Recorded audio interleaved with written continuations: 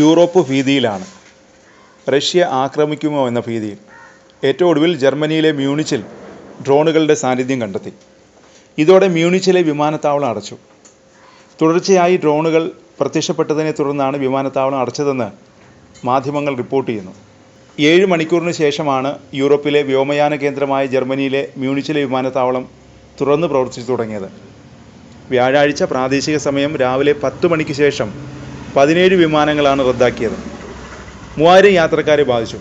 German നഗരങ്ങളായ Stuttgart, Nuremberg, Frankfurt, അയൽരാജ്യമായ ഓസ്ട്രിയയിലെ വിയന്ന എന്നിവിടങ്ങളിലേക്ക് 15 വിമാനങ്ങൾ വഴിതിരിച്ചു വിടുകയും ചെയ്തു. പ്രാദേശിക സമയം പുലർച്ചെ 5 മണിക്കാണ് വിമാനത്താവളം വീണ്ടും തുറന്നത്. കഴിഞ്ഞ ദിവസം ഡെൻമാർക്കിൻ്റെ തലസ്ഥാനമായ കോപ്പൻഹേഗനിലും ഡ്രോണുകളുടെ സാന്നിധ്യമുണ്ടായി.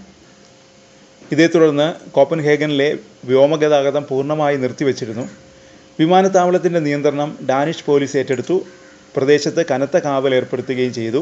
വിമാനത്താവളത്തിന് സമീപം 3ഓളം ഡ്രോണുകളെ കണ്ടെത്തിയതിനെ തുടർന്നാണ് വിമാനത്താവളത്തിൻ്റെ പ്രവർത്തനം നിർത്തിവെച്ചത്. തുടർന്ന് 50ഓളം വിമാനങ്ങളാണ് വഴിതിരിച്ചുവിട്ടത്. അതിനിടെ എസ്തോണിയയുടെ വ്യോമാതിർത്തിയിൽ റഷ്യയുടെ യുദ്ധവിമാനങ്ങൾ പ്രവേശിച്ചിരുന്നു. റഷ്യയുടെ യുദ്ധവിമാനങ്ങൾ തങ്ങളുടെ വ്യോമാതിർത്തിയിൽ പ്രവേശിച്ചതായി എസ്തോണിയ സ്ഥിരീകരിച്ചു.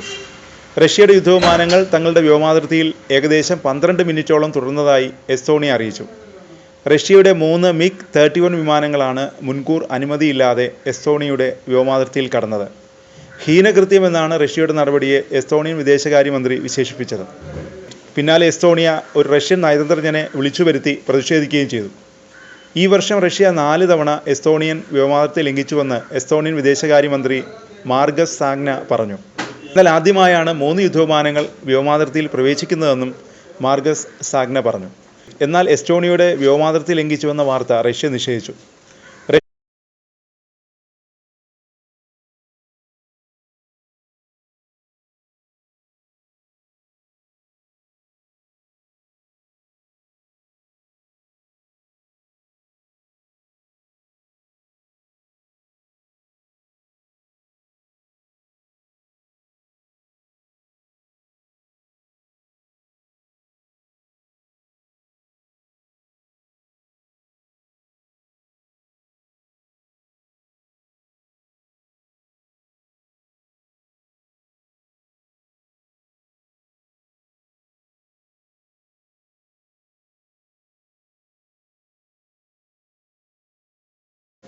അന്താരാഷ്ട്ര വ്യോമാതിർത്തി നിയന്ത്രണങ്ങൾ കർശനമായി പാലിച്ചുകൊണ്ടായിരുന്നു ജെറ്റുകൾ പറന്നതെന്നും മറ്റു സംസ്ഥാനങ്ങളുടെ അതിർത്തികൾ ലംഘിച്ചിട്ടില്ലെന്നും റഷ്യയുടെ പ്രതിരോധ മന്ത്രാലയം പറഞ്ഞു.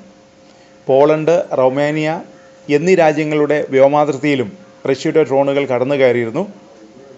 റഷ്യയുടെ ഡ്രോണുകൾ വെടിവെച്ചിട്ടതായി പോളണ്ട് സ്ഥിരീകരിക്കുകയും ചെയ്തു.